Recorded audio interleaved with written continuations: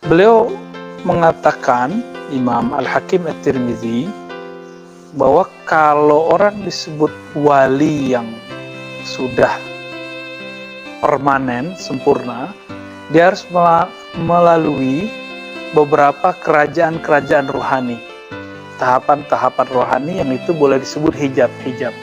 Jadi biar gampang, ini yang disebut hijab. Minimal ada 10 hijab. Dan saya heran, guru saya Khidriyah itu nggak pernah sekolah nyantri. Tapi dia mengatakan, untuk mengangkat hijabmu itu ada 10, tapi saya ringkas jadi 7. Jadi beliau kasih diskon kita, kamu cukup 7 hijab yang kamu harus lewati. Dan itu kita wiridkan, ada cara menembusnya. Dan semuanya ternyata ditembus dengan Fatihah. Fatihah itu jami' mani'. Tapi saya tidak boleh memberikannya, karena itu bukan hak saya.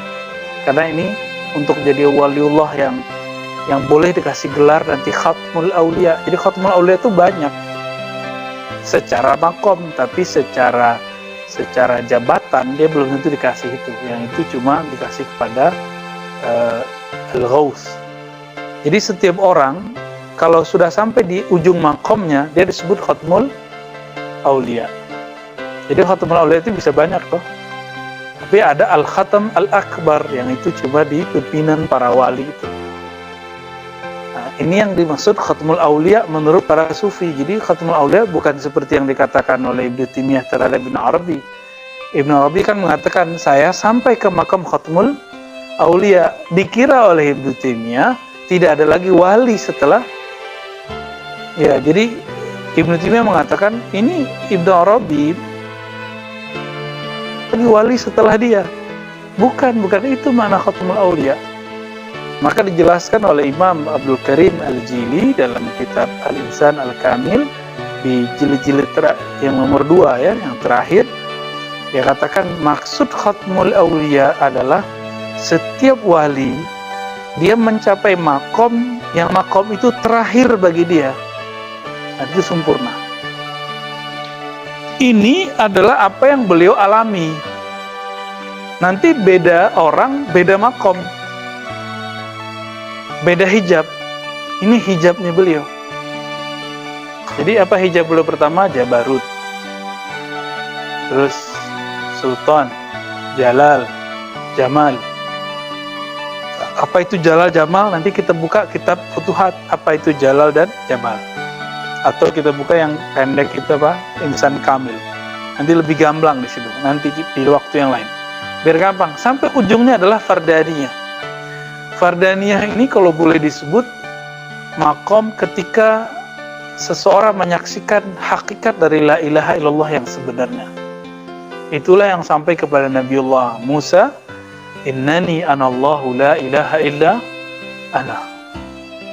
Nah, itulah puncak tertinggi dari makomnya Nabiullah Musa sudah. Gitu. Begitu juga ke Nabiuna Muhammad sallallahu alaihi wasallam ya. Yang sampai ke Nabi Musa la ilaha illa ana. Yang sampai ke Nabi Ibrahim itu hasbunallah. Walaupun dia juga dapat juga la ilaha illallah, tapi setiap wali itu punya zikr maksus. Nah, bedanya thariqah nafsiyah dengan thariqah rohani. Di thariqah rohani beda wiridnya, beda wirid ngangkat hijabnya. Tapi kalau wirid nafsiyahnya sama. Nah, sekarang itu kita dipaksa, misalnya kurikulumnya ini, emang itu namanya memaksa kita supaya kalah nafsiyahnya, sehingga bertahtalah di situ mulkul jabarut. Jabarut itu kan boleh diarti alam apa secara harfiah, jabar, paksaan, ya. Dan di situ siapa yang berhasil ke sana? Mereka yang memaksa matanya nggak ngantuk, nggak tidur waktu zikir, yang memaksa badannya saat makan dia nggak makan, pikirannya mau melayang dia nggak melayang. Mau tulul amal dia pendekkan amalnya, ya, angan-angannya. Kasal dia lawan dengan nasyad, dengan rajin, ya. Kasal tadi malas dia lawan dengan rajin. Begitulah terus. Sehingga dia tembuslah sampai makom jabarut. Kira-kira begitu gamblangnya. Ya ribetnya lebih banyak lagi. Gamblangnya kira-kira begitu. Kalau malakut gampang. Antum tidur dalam keadaan zikir, dalam keadaan wudhu, itu sudah masuk alam jabarut kalau tidur. Apalagi kalau zikirnya lagi ketidur. Gitu. Maka kalau ada orang ketiduran lagi zikir, biarin, jangan diganggu. Karena dia ruhnya sedang berjalan di alam malakut. Alam malakut. Maka biasa orang bahkan kalau ketiduran pun, itu dia sudah di alam malakut. Dan dalilnya jelas dalam hadis yang hasan, ya, bahwa orang yang tidur dalam keadaan suci, Allah terbangkan ruhnya ke alam malakut, tapi belum tentu ke jabarut. Itu sebabnya antum nanti bisa ketemu guru, ketemu orang tua, ketemu nabi di situ. Itu rahasianya. Ya, tapi kalau sudah dapat kalam-kalam, udah dapat ilmu, nah itu udah bukan di alam malakut, sudah naik dia. Ya, nah, jangan senang dulu kalau dapat, itu belum tinggi-tinggi amat. Sekarang orang sudah merasa tinggi dengan mimpi ketemu nabi. Mohon maaf, ini banyak yang merasa kalau mimpi ketemu Nabi dia udah ngerasa sesuatu. Tapi masalahnya banyak orang sampai mati sekarang belum mimpi ketemu Nabi gitu. Ya, udah banyak sholawat belum mimpi ketemu Nabi, ya repot juga. Apalagi dikasih mimpi itu pun bisa terhijab loh, apalagi yang tidak mimpi. Jadi kalau mimpi baru masuk ke malakut. Belum jabarut itu.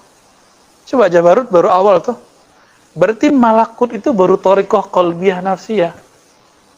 Rata-rata semua mursyid kalau dia tidak langsung berkhidriyah seperti Nabi Musa ketika ketemu Nabi Khidir, dia nggak akan tembus ke alam jabarut. Di situ aja tuh.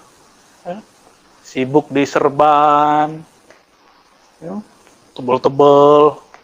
Sibuk di penampilan-penampilan zahir. Boleh nggak? Ya nggak apa-apa. Itu mainannya malakut. Tidak masalah. Tapi mau sampai kapan begitu?